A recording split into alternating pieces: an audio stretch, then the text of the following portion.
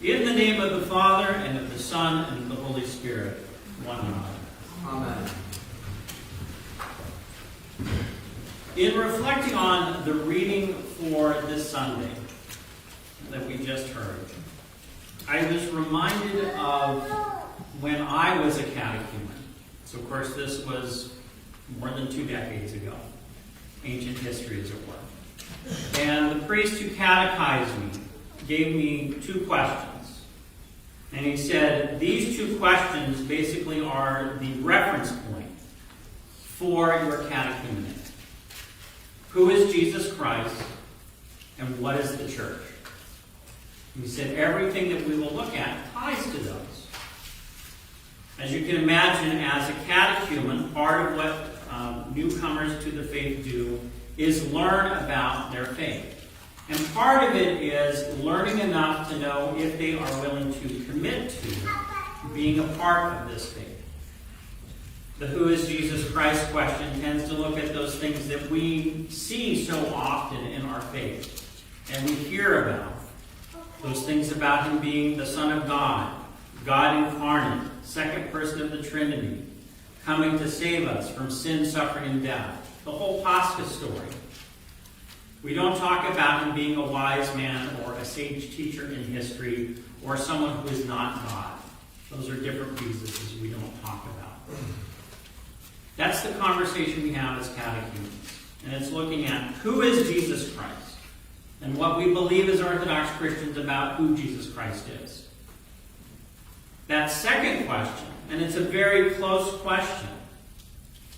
This comes up often in my homilies. How we live out our faith has to do with our relationship with the church. And we have to understand what we mean when we say the church. There's a very common Protestant idea, and it's also common secular, just kind of common idea. If you call yourself a Christian and you have some sort of affinity to the Christian faith, you are part of the church. And the church is invisible. We're kind of boneheaded in that regard and very literal. The church, as we experience it, this is unpopular, is the Orthodox Church. And not in some spiritualized sense. This is the church here. You go to an Orthodox church in Cleveland, that's the Orthodox Church. You go to an Orthodox church in New York, that's the church. And those churches came from someplace historically, all the way back to the apostles. And if we don't have that sense, then how we live out our faith with respect towards the church is something different. What's problematic is if you don't accept that understanding of the church, everything about church essentially is optional. You can believe what you want, but you don't have to be here. You don't have to receive sacraments. You don't have to listen to what I teach. So, those are the 2 questions. Who is Jesus Christ? What is the church? It's all in that very catechetical approach. We'll come back to those. Turning now to this story that we've been given here and putting it into context for us. This story actually follows on what we heard last week, in part. Of course, last week was the conversation about, Jesus getting into who do people say that I am? And he said, who do you say that I am? Peter says he's the Christ. And then Jesus is like, oh, well, that means we're now going to Jerusalem. I'm going to be tried and crucified. 3 days I'll come back. And having a big dispute about that. And those words that were emphasized last week. If anyone would come after me, let him deny himself, pick up his cross, and follow me. And what's interesting is that's a very stark sort of story. But immediately after that, Jesus gathers his 3 closest disciples, Peter, James, and John. And they go up on Mount Tabor. And they experience what we call the Transfiguration. Jesus appearing in his fullness, who is Jesus Christ. It's shown in that Transfiguration story. His fullness is God, white garments, uncreated light emanating from himself. Standing in the midst of Elijah and Moses, the the summation of the law and the prophets. And the detail I would put in those transfiguration homilies is that the prophecies Elijah got came from God, and you could say, in a sense, Jesus before he was incarnate. And the giver of the law, God, Jesus Christ, before his incarnation, was given to Moses. So they're there talking to the boss, as it were. So that is what led to this story. And so it is saying, meanwhile, back at the ranch, Peter, James, and John and Jesus come down the mountain. And the other disciples are there. And a crowd is gathered. And we hear about this father who has brought a son to be healed. And this son he can't speak and he can't hear because of this demon possessing him. And he has convulsions and seizures and all of this. And the man who has heard of Jesus Christ found him and the disciples. Of course, when he came, Jesus was up on the mountain, so he's talking with the disciples. And the disciples say, well, we know how to do this healing thing. Let us have a crack at it. And unfortunately, it was amateur hour. They could not do the healing. They could not cast the demon out, which led to more distress for the father. And of course, crowds were gathered. And we hear that there were scribes, those lawyers who kept on the religious law of Judaism. They were naysayers, observing all of this and starting to debate the disciples. And then Jesus shows up. And so Jesus is like, what is going on here? And he has to sort it out. And he issues a challenge. It says essentially what happened there was a lack of faith across the board. The Father didn't really have faith that the disciples could do it. And the disciples didn't really have faith that they were able to do this casting out of a demon. And then Jesus asks this key question of the Father. Do you believe? And the Father offers this answer. And it's an interesting answer. Lord, I believe, but help my unbelief. In a way, he's saying, I want to believe really badly. And imagine that. This father having a son who has been having all of these torments and maladies his entire life. And there was this promise of healing. And once again, being disappointed. Lord, I want to believe that you can do this. I just dealt with your disciples, though, and they dropped the ball big time. And I've been dealing with this. And it's problematic. Help my unbelief. But I want to believe. And that's the sort of thing that especially parents can get caught up in. When their child is having a difficulty of some sort. And they want to overcome this. But it's one thing after another to resolve it. Something very easy for our parents to identify with. But we can have other areas in our life where we are having our faith called into question. We can have a very difficult, trying period in our life. A lot of stress being laid on us. We don't know if we have the resources to get through this period of time. Jobs can be oppressive. I think this is one of the big payoffs we have coming out of the pandemic. Jobs are worse. More is being asked of people than before. And they're stressful. And employers don't care. They're just like, do more work. And that can test our faith. We can have other things that try on us. A loved one who is ill and suffering, like the father, not necessarily a child. Slight aside. I meant to mention this at the beginning of the homily. This is kind of an announcement in the middle, but coming back, I'll draw it back to the homily. I did send this morning to the parish that I received news overnight that Elaine Halliday did fall asleep in the Lord last evening. So, I need to share that with you in part because we will be offering the Trissagian prayers for the departed at the end of the liturgy. I didn't want to just kind of announce it right before I apologize. I meant to say it before I began the homily.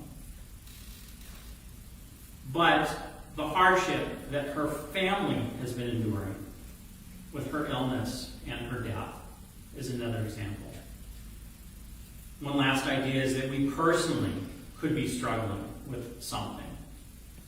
A sin that we're trying to overcome, an addiction, a compulsive behavior of some sort. And we're not able to overcome it. And we keep struggling.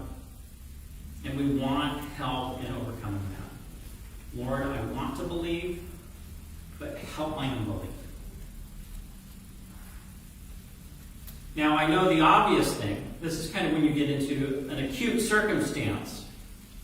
Ideally, we don't get in acute circumstances. Life happens, though. Ideally, we prepare ahead of time before we get into acute circumstances. But we don't always have the opportunity to prepare ourselves. So what do we do when we're struggling? We cast out a lifeline, as it were. That's what I have here. And this is where I want to go back to those two questions I began with. Who is Jesus Christ? And what is the church? Now, as I described and shared those at the beginning of the homily, looking at those questions was presented very much in that didactic, catechetical teaching mode where you're thinking about this. But as we live in our faith, so after the catechism, after we've entered the church, after we've lived a period of time in the life of the church,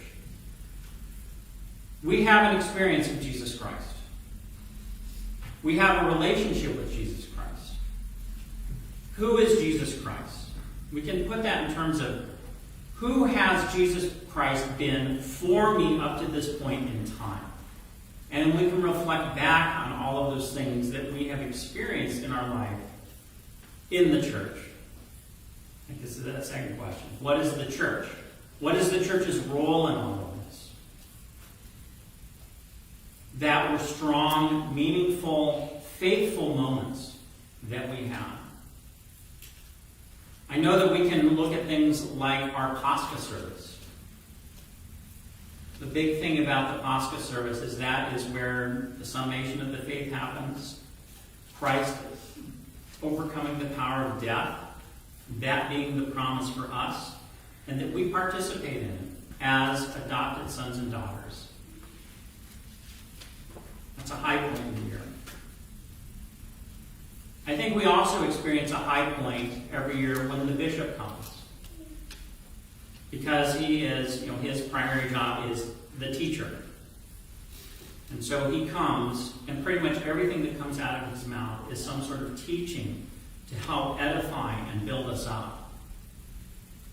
And I know that for the days and weeks after the bishop's visit, almost universally when I talk to people, wasn't that great that the bishop was here? And do you remember the thing that he said about Acts and what that meant for me? So those are the lifelines that we look at. If we are struggling with faith, it's not that we have to muster these things up. And it's not an exercise of, I want to reclaim that experience of Pascha, or I want to reclaim that experience of the bishop's visit. But we can look at the regularity and the consistency of God being present in our lives through the life of the church. Through things like a Paschal liturgy and the bishop.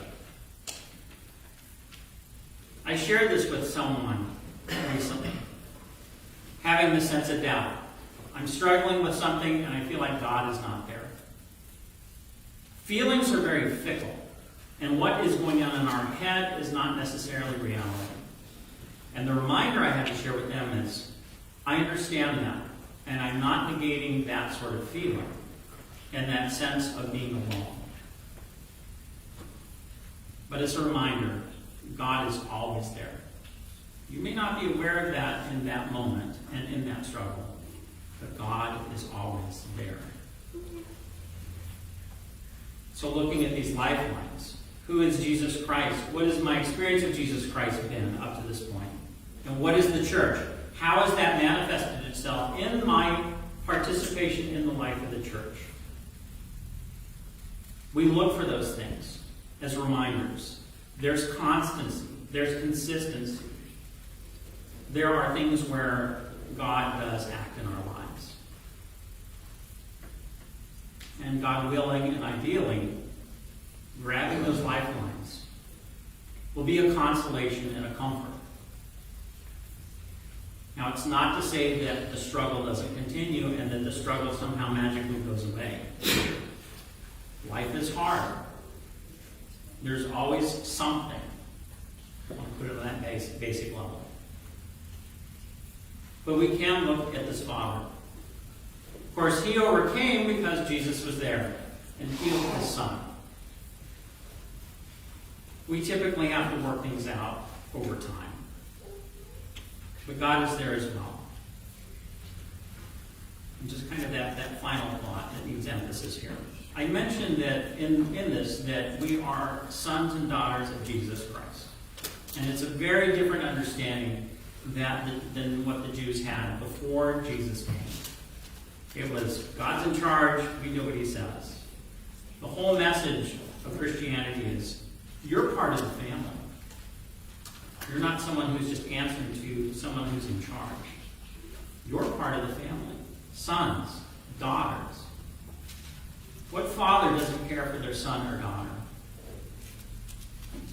And what son, Jesus Christ, doesn't care for his siblings?